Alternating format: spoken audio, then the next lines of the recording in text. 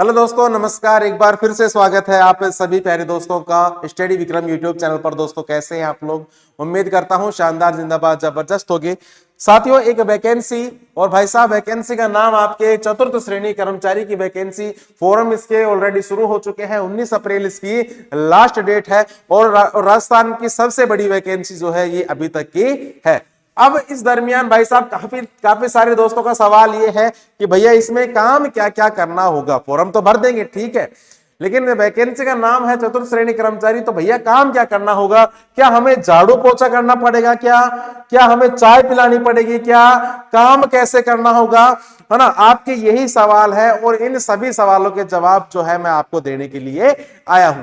क्या आपके भी यही सवाल है? तो हाँ, अगर आपके भी यही सवाल है तो आप लोग इस वीडियो में जो है बिल्कुल रुक सकते हैं। लास्ट तक जो है आपको सारे सवालों के जवाब मिलेंगे और अंत में आप जो है एक निर्णय ले सकेंगे कि हाँ यार ठीक है, मैं इस वैकेंसी को जो है भर सकता हूं। ठीक है, तो चलिए दोस्तों वीडियो की शुरुआत करते हैं। आगे बढ़ने से पहले अगर अभी तक आप लोगों ने चैनल को सब्सक्राइब नहीं किया है तो एक बार चैनल को सब्सक्राइब जरूर से कर लीजिएगा, ताकि प्रत्येक वीडियो का नोटिफिकेशन आप सभी प्यारे दोस्तों तक पहुंचता रहे। ठीक है, देखो पहली बात तो ये कि ये वैकेंसी उन लोगों के लिए है जो बिल्कुल ही यानी कि एक हताश हो चुके हैं अपनी लाइफ से कि हाँ यार बस मुझे तो अब एक सरकारी नौकरी चाहिए। ठीक है, उन लोगों के लिए जो है ये वैकेंसी है। लेकिन फिर भी इस वैकेंसी में आपके 10th पास, 12th पास, ग्रेजुएशन, एमए, बीएड, जो फर्स्ट ग्रेड आरएस तक की जो लोग तैयारी कर रहे हैं वो सभी इसमें कूदेंगे। और बिल्कुल देखो जाहिर सी बात है, क्योंकि आज के टाइम पर सरकारी नौकरी सभी को चाहिए, चाहे वो कैसी हो, छोटी हो, बड़ी हो, सबको चाहिए।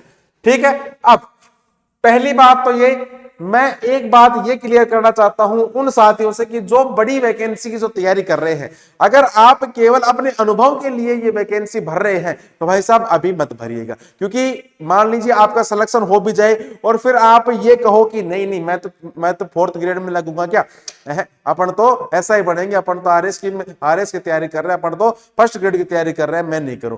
जो जिनकी भावना, जिनकी मनसा ये है, जिनकी साइकोलॉजी ये है कि मैं तो केवल बड़ी पोस्ट पर जाऊंगा, तो वो इस पोस्ट से, इस वैकेंसी जो है थोड़ा सा दूरी बना के रखिएगा।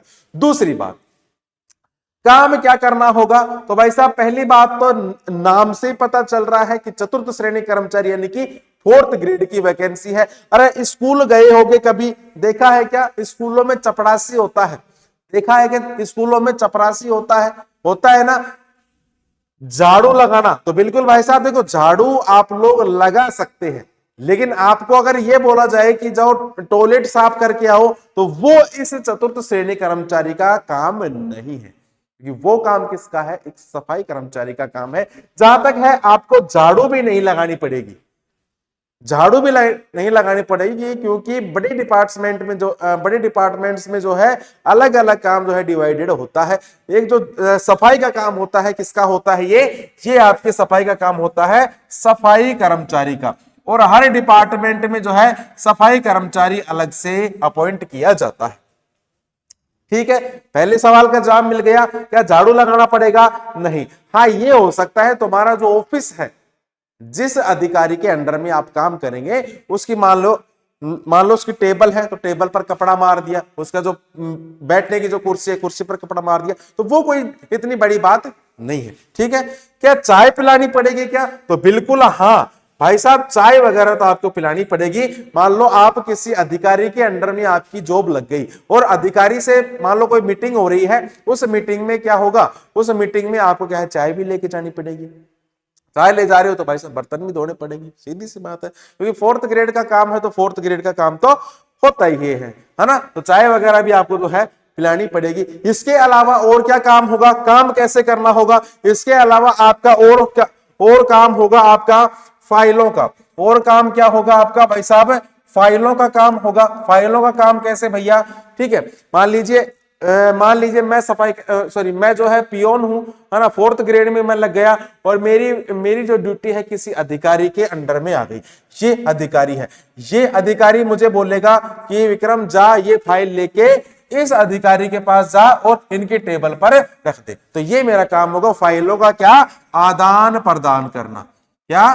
फाइलों का आदान प्रदान करना। इसकी फाइल यहां पर भेज दी, इसकी फाइल यहां पे, यानी कि एक जो कागजी जो कार्रवाई है, कागजी जो कार्रवाई है वो भी आपसे करवाई जाएगी। नेक्स्ट क्या होगा? एक सहायक के रूप में आपसे जो है काम किया करवाया जाएगा। सहायक के रूप में कैसे? मान लीजिए किसी डिपार्टमेंट में आपकी ड्यूटी आती है, ठीक है, वहां के जो कलीग्स होते हैं, वहां के जो कर्मचारी होते हैं, उन कर्मचारियों का जो छोटा मोटा जो बचा कुचा काम है, छोटा मोटा जो बचा कुचा काम है, वो आपसे जो है करवाया जा सकता है। अब वो डिपार्टमेंट के ऊपर डिपेंड करता है कि आपको कौन सा डिपार्टमेंट कैसा मिलता है, कौन सा डिपार्टमेंट आपको क्या काम करवाता है, ठीक है। यानी कि सहायक के रूप में जो है आप उन कर्मचारियों के साथ भी काम कर सकते हैं, ठीक है। तो और भाई साहब कोई बेकार नौकरी नहीं है, सबसे बढ़िया नौकरी है ना। एक तो सचिवालय में आपको पोस्ट मिलेगी, सचिवालय में जो है आपको पोस्ट मिल जाएगी। इसके अलावा आरपीएससी में जो है आपको नौकरी लग सकती है। इसके अलावा अन्य डिपार्टमेंट में जो है आपको ये 3 ऑप्शन आपको देखने को मिलेंगे जब आप फॉर्म भरोगे। अरे सचिवालय में नौकरी मिल गई ना भाई साहब, मंत्री के अंडर में काम करोगे, मुख्यमंत्री के अंडर में, और मुख्यमंत्री के अंडर में पियोन। क्या बात करते हो तुम? पियोन की जितनी चलती है ना, पियोन की, एक ड्राइवर की, इन 2 बंदों की जितनी चलती है, इतनी तो किसी की नहीं चलती। क्योंकि नॉर्मल आदमी हर बड़े आदमी से जो है कांटेक्ट नहीं कर सकता।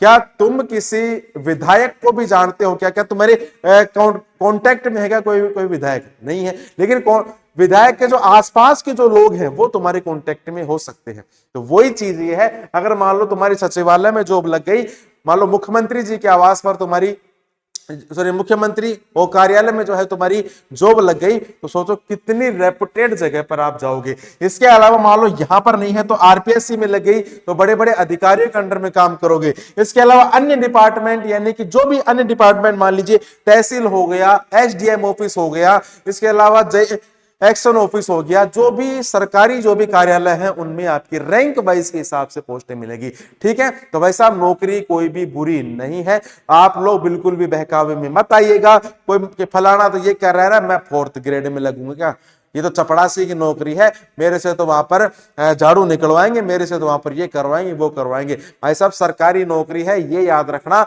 60 साल की उम्र तक जो है तुम्हें सैलरी मिलेगी, फिर पेंशन मिलेगी, ठीक है। तो इन सभी चीजों को जो है साइड में रखिएगा और जो है फॉर्म आप लोग डाल दीजिएगा, ठीक है। फॉर्म वगैरह कैसे क्या भरना है, सारी चीजें मैंने आपको लास्ट वीडियो में बताई थी। फिर भी आपका कोई सवाल है तो आप लोग मुझे इस नंबर पर व्हाट्सएप पर मैसेज डाल सकते हैं साथी, ठीक है। फॉर्म भरने से लेकर अगर कोई आपकी समस्या है, फॉर्म भरने से संबंधित आपकी कोई समस्या है, तो आप लोग मुझे इस नंबर पर केवल और केवल भाई साहब व्हाट्सएप पर मैसेज डाल दीजिएगा, है ना। आपको जो है रिप्लाई जरूर से मिलेगा। थोड़ा सा मान लो लेट मिल जाए, घंटे आधे घंटे लेट मिल जाए, लेकिन आपको जो है रिप्लाई जरूर से मिलेगा, ठीक है दोस्त। और चैनल को जाते जाते एक बार जरूर से सब्सक्राइब भी कर लीजिएगा अगर आप मेरी बातों से सहमत हुए तो, ठीक है साथी। इस वीडियो में केवल इतनी बातें करेंगे, बाकी दोस्त मुलाकात करेंगे सभी प्यारे साथियों से एक नेक्स्ट वीडियो के साथ। तब तक के लिए राम राम, जय हिंद, जय भारत।